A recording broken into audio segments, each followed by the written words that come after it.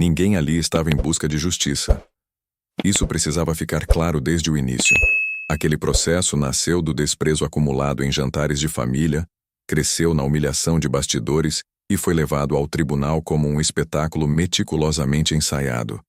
A família queria vencer, mas acima de tudo, sentia a necessidade visceral de expor, rebaixar e silenciar alguém que eles, em sua arrogância, consideravam inferior. Ele era um parente distante.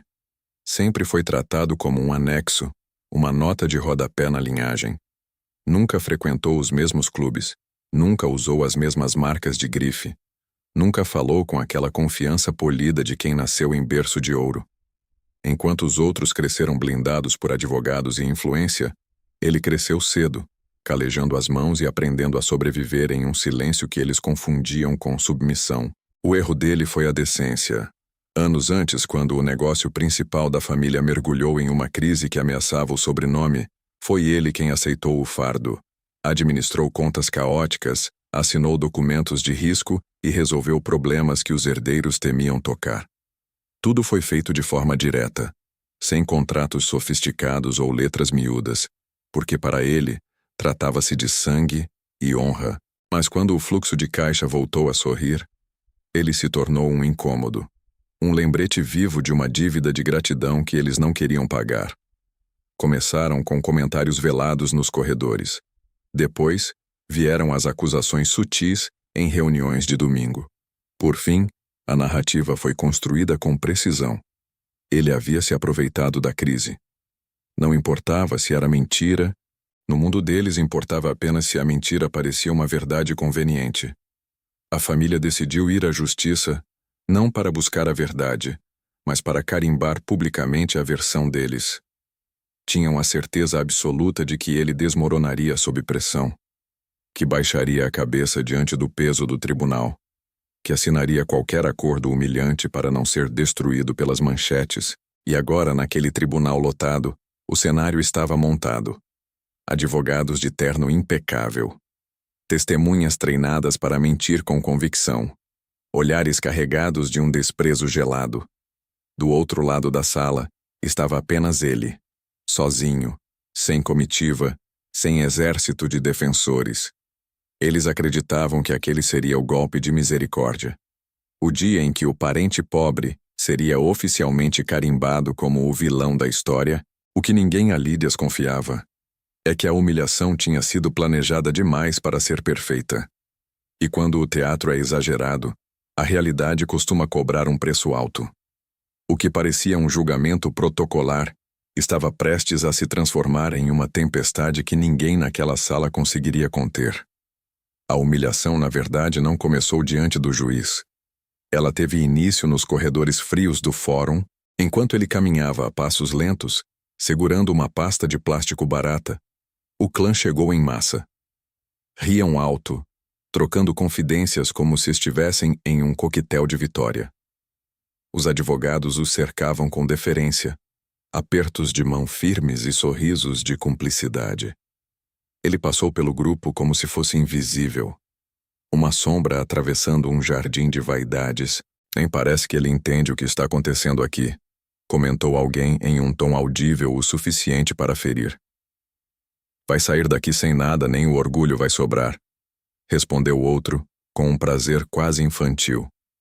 Ele ouviu cada palavra, sentiu o veneno de cada risada, mas manteve os olhos baixos, não por vergonha ou medo, mas por um cansaço profundo, o cansaço de quem passou a vida explicando sua versão para ouvidos surdos, o cansaço de ser tratado como um estranho apenas por não possuir o brilho falso daquele mundo de aparências.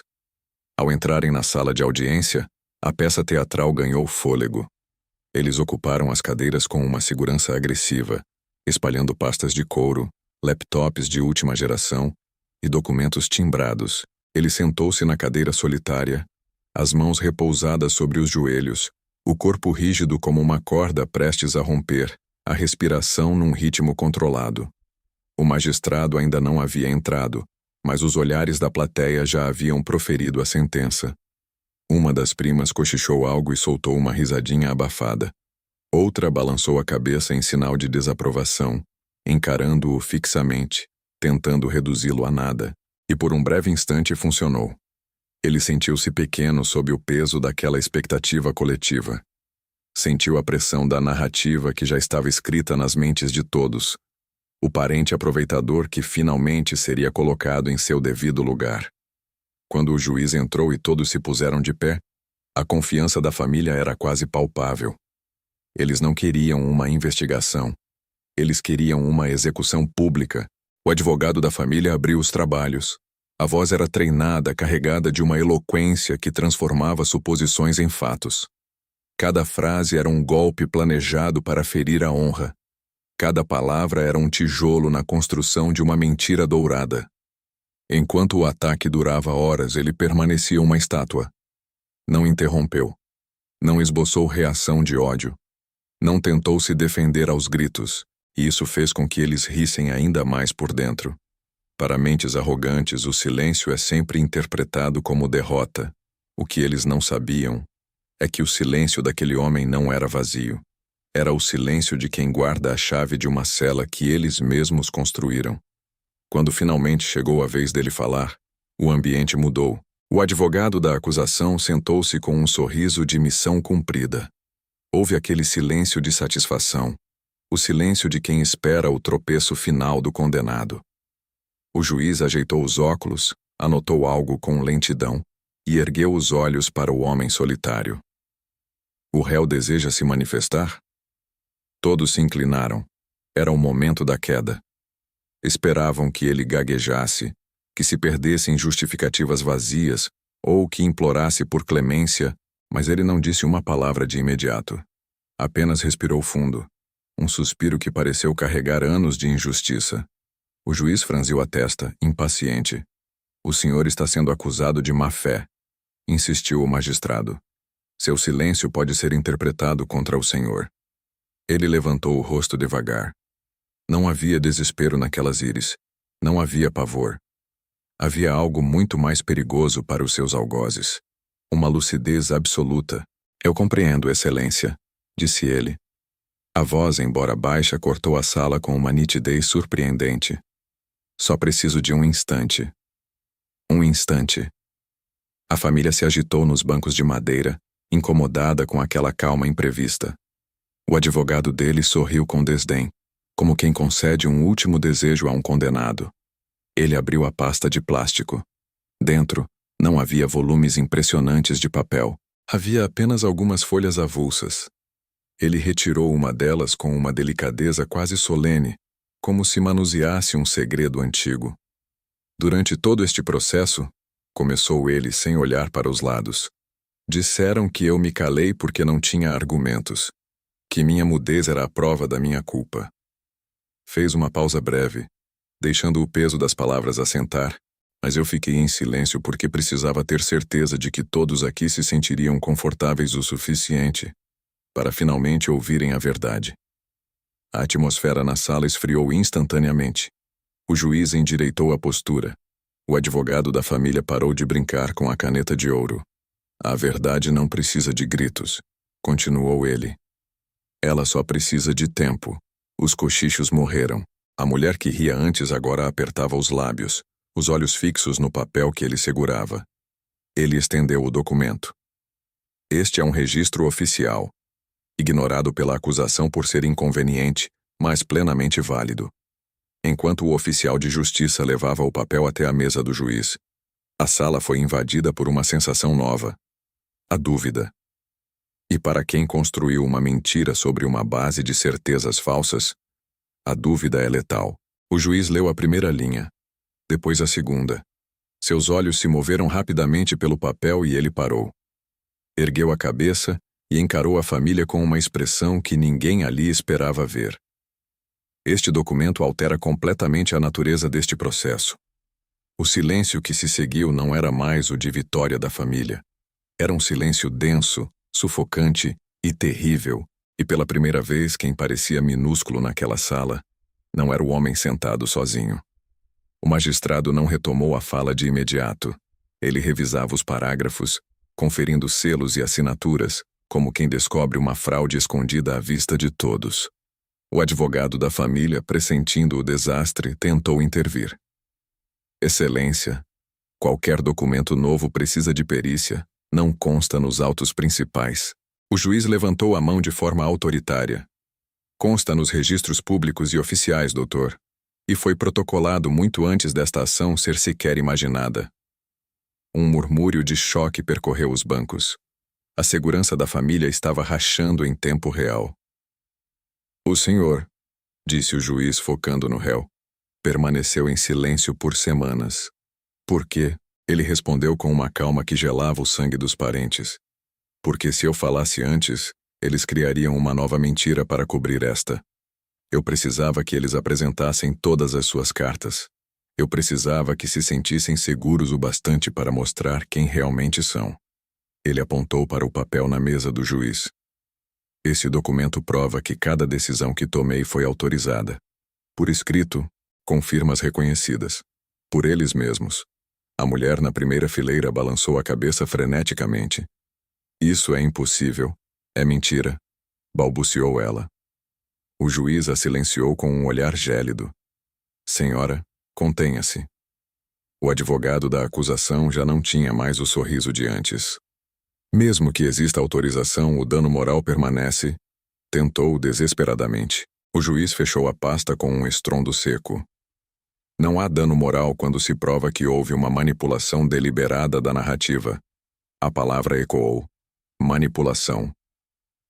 O juiz respirou fundo e olhou para o homem. O senhor foi trazido aqui como um réu. Foi humilhado publicamente. Teve sua honra estraçalhada por aqueles que o senhor ajudou. Fez uma pausa carregada de significado, mas os fatos indicam que alguém precisava de um culpado conveniente para cobrir os próprios rastros, e escolheram o senhor por julgarem que o senhor não teria voz. A sala mergulhou num vácuo de som. Ninguém se movia. Aqueles que antes riam, agora encaravam o chão ou as próprias mãos.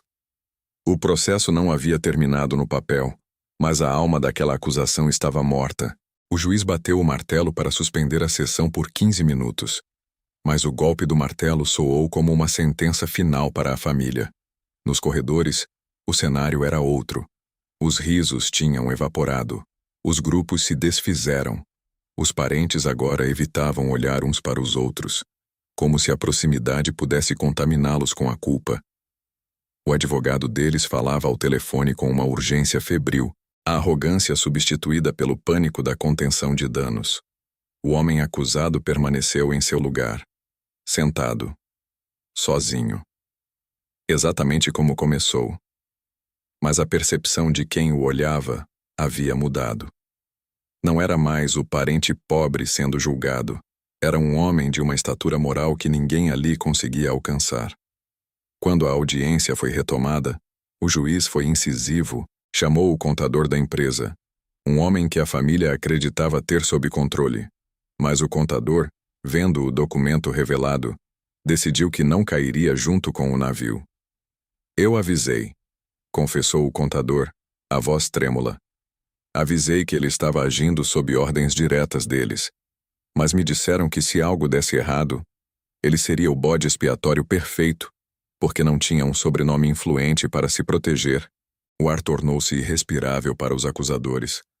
A verdade não estava apenas aparecendo, ela estava atropelando cada mentira ensaiada. Este tribunal, declarou o juiz, não está mais julgando um erro administrativo. Está julgando um esquema de destruição de reputação. Ele olhou para a mulher que liderava a família. A senhora agora afirma não se lembrar das ordens que deu? Curioso, pois sua memória era impecável. A humilhação havia trocado de lado. E ela não era sutil. Era pública, registrada e definitiva. O advogado de defesa, que até então mal havia falado, levantou-se para as considerações finais. Excelência, meu cliente não busca vingança. Ele buscou apenas o direito de ser quem é, sem as etiquetas que tentaram colar nele. Ele venceu não porque lutou com as armas deles, mas porque se recusou a abrir mão da verdade. O juiz fechou o processo. Determina o arquivamento das queixas contra o réu por absoluta falta de fundamento e por prova cabal de inocência. Além disso, Encaminharei o caso para investigação de fraude processual e calúnia contra os acusadores. O martelo bateu. Desta vez, com o som da liberdade. O homem levantou-se. Não houve explosão de alegria. Não houve ofensas aos derrotados. Ele apenas guardou sua folha de papel na pasta de plástico e caminhou em direção à saída. Ao passar pela família, que agora parecia encolhida nos bancos, ele não parou. Não olhou para trás. Ele não precisava de um pedido de desculpas que nunca seria sincero. Do lado de fora, sob o sol da tarde, ele respirou o ar puro. A justiça não apaga as cicatrizes da humilhação, mas ela tira o poder de quem as causou. Ele voltou para sua rotina simples, para seu trabalho honesto e para o seu silêncio de paz. E a família? Eles ficaram com os seus nomes intactos nos documentos, mas manchados na alma. Se essa história tocou você e mostrou que a verdade sempre encontra o seu caminho, não esqueça de curtir este vídeo. Isso ajuda o nosso canal a levar mensagens de justiça e superação para mais pessoas. Compartilhe com quem precisa saber que o silêncio de uma pessoa honesta é mais forte do que o barulho de 1000 mentirosos. E se você ainda não faz parte da nossa comunidade, inscreva-se e ative o sininho. Aqui, as histórias ganham vida e as lições ficam para sempre. Obrigado por nos acompanhar até o final. Nos vemos no próximo vídeo.